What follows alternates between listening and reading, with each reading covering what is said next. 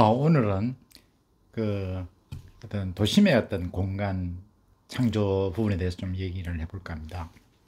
최근에 제가 그 서울에 제일 서울의 뭐 호텔에서 제일 높은 그 식당에 갔었습니다.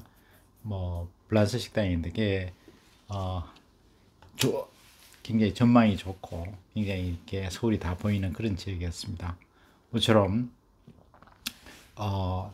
이렇게 굉장히 좀 유쾌하게 이렇게 그 프랑스 그 음식을 먹으면서 이렇게 굉장히 기분 좋게 식사를 하면서 특히 그 전경이 아주 좋았습니다. 그래서 서울이 다 보이고 그런 와중에 제가 느낀 소회가 좀 있습니다. 다른 게 아니라 너무 이렇게 막 좀 뭐랄까 아파트라든지 이런 부분이 건물이 너무 좀 그 뭐랄까 정형화되어 있다고 그럴까요? 좀 딱딱하고 네모지고 특색이 없어서 그동안 제가 이제 세계 기행을 앞서서 이제 1차적으로 다녀온 그런 느낌에 비춰봤을 때 좀 바뀌어야 되지 않을까 이런 생각이 좀 들었습니다. 그리고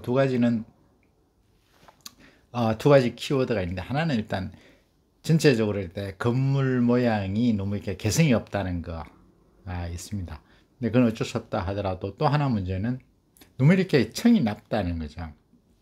높이가 낮게 되기 때문에 그 공간 활용이 좀 부족하다는 생각이 들었고 그리고 또 하나 느낀 것은 녹지 공간이 없다는 생각이 들었습니다. 그래서 제가 영국 같은데 런던에 가보면 정말 똑같은 건물이 거의 없다고 할 정도로 다양하게 건물을 만들어 놓고 파리는 뭐 말할 것도 없고요. 그게 철저하게 뭐 옛날 건물도 살리다 보니까 사실은 또 그에 따라서 불편한 점도 있죠. 뭐 복도를 거의 뭐 혼자만 다닐 수 있을 정도로 돼 있고 뭐 거의 뭐 굉장히 적은 그러니까 공간이 작아서 사실은 뭐 인류 호텔이라 하더라도 거의 우리나라의 조그만 그냥 예인숙 정도 수준으로 밖에 뭐 안 느낄 정도고 또 엘리베이터 타고 가는 그 복도도 거의 뭐 두 사람은 같이 다닐 수 없을 정도로. 왜냐하면 옛날에 그 고전 밖에 있는 오래된 건물을 그대로 살리려고 하다 보니까 그것을 제대로 어떤 뭐 현대 생활에 맞게 이렇게 바뀔 수가 없게 되면서 그런 것 같습니다. 그리고 베를린 같은 데는 같으면 거의 뭐 도심의 제일 가운데 반 이상을 뭐 그냥 공원이 차지하고 있는 녹지공원이 차지하고 있는 그런 거가 비춰봤을 때 우리 좀 아쉽다 이런 생각을 좀 들었습니다. 그래서 제 생각은 좀 뭐 최근에 이제 다행스럽게 뭐 한강 지역 주변에 35층 고도 제한을 뭐 폐지할 생각이다 뭐 이렇게 언론에서 보도된 바 있었는데 사실은 제가 느끼기에는 콜롬푸르 같은 데도 사실은 녹지공원도 잘 발달돼 있고 건물이 또 굉장히 높은 건물이 아시다시피 많지 않습니까? 그리고 뭐 우리나라 기업이 만든 트윈 빌딩 같은 데는 엄청나게 랜드마크가 되는 그런 건물이기도 한데 그래서 또 놀라운 것은 콜롬푸르 같은 데는 의외로 또 녹지가 많습니다. 그래서 제 생각은 이런 생각이 들었던 것 같습니다. 그래서 뭐랄까 미래를 보는 안목 이런 게 중요하다고 생각하는데 빌딩을 좀 더 지금 현재 지금보다 용적률을 좀 더 한 두 배, 세 배 정도 높일 필요가 있지 않느냐. 무슨 말인가 하면 지금 한 뭐 15층, 20층 되면 그걸 한 뭐 40층, 60층 정도까지 올리고 뭐 더 높일 수도 있겠죠. 아니 뭐 요즘은 건축 공법 이런 게 많이 발달되다 보니까 가능할 거로 같습니다. 그렇게 올리고 그걸 많이 세워주면 상대적으로 그 뭐랄까 공간이 좀 많아지니까 그것을 녹지로 이렇게 만들어 가는 것이 어떨까 이런 생각을 해왔습니다. 그래서 우리는 그런 부분이 좀 약한 거죠. 그리고 더 대표적인 것도 보면 한강 같은 경우도 한강이 사실은 뭐 아시다시피 뭐 수도라든지 큰 도시에는 항상 이렇게 강이 있죠. 강이 있는데 그 강의 규모가 사실 한강이 굉장히 큰 편이죠. 뭐 아시다시피 파리 같은 데 세네 같은 건 좀 뭐 거의 뭐 굉장히 적죠. 저희가 한강에 비해서는 또 뭐 말할 것도 없이 적고 모스크바도 마찬가지고.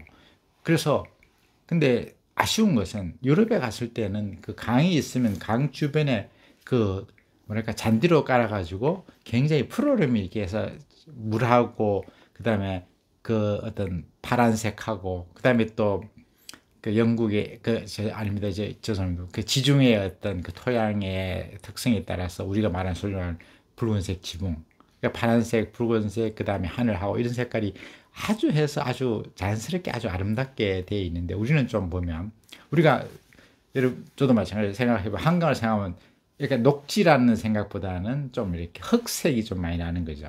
이게 무슨 말인가 하면 좀 제가 봐서는 아쉬웠다는 것은, 그러니까 예를 들어서 뭐 그 강가에 우리가 들어갈 수 있게 한다, 뭐 이렇게 접근할 수 있도록 한다든지 이렇게 뭐 그런 것은 어렵다고 하더라도 저도 그 주변을 이렇게 녹지로 이렇게 만들어서 잔디, 양잔디 같은 걸 심으면 뭐 켄터키 블루 글라스라든지 관리가 좀 어려움은 있습니다만은, 그래 되면은 그 사시사철 한겨울에도 이렇게 파란색이 보이는 거죠. 유럽은 항상 좀 그런 거죠. 뭐 날씨는 저희하고 비슷한 셈이잖아요. 오히려 보면 뭐 독일도 저희보다 뭐 어떻게 더 추울 수도 있고 그러니까요.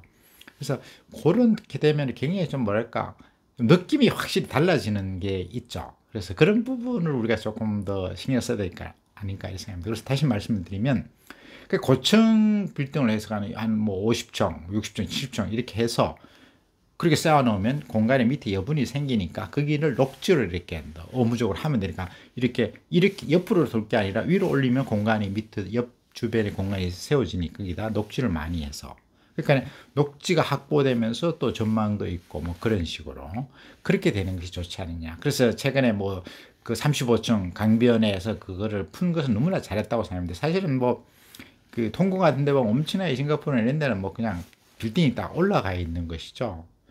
그리고 지금 현재 뭐 여러 가지 지금 서울 시내 부동산 문제도 있고 하니까 용적률 문제가 나오고 있습니다만, 그렇게 하는 게 절대적으로 필요하고, 그다음 또 편리성도 있고, 그리고 또 그 옆으로 할 것을 이렇게 옆으로 할 것을 이렇게 하버리니까 이 공간이 좀 남으니까 뭐그 어떤 좀 더 그 녹지 공원이라든지 그런 어떤 그 뭐 나무라든지 뭐 이런 그런 녹지 공간을 많이 조성하는 것이 필요하지 않을까 생각하고, 그리고 또 하는 것은 다 한강을 중심으로 해서 그 주변을 다시 한번 새롭게 좀 어려움이 있겠습니다만, 저는 이제 고수부지가 있는데 조금은 제가 봐서는 양잔디라든지 켄터키 블루 글라스라든지 이런 걸 통해서 좀 이렇게 녹지로 푸르름을 좀 있도록 하는 게 좋을 것 같고, 그 다음에 강변도로가 있어서 그건 뭐 어쩔 수 없이 불가피하다고 하지만 뭐 밑으로 해서 지하로 해서 접근을 해서 거기서 뭐 잔디를 받고 나무도 있는 상태에서 이렇게 시민들이 이렇게 좀 뭐 지금 잘 하고 있습니다. 뭐 산책도 하고 뭐 그다음에 좀 쉴 수도 있고 그런 공간을 좀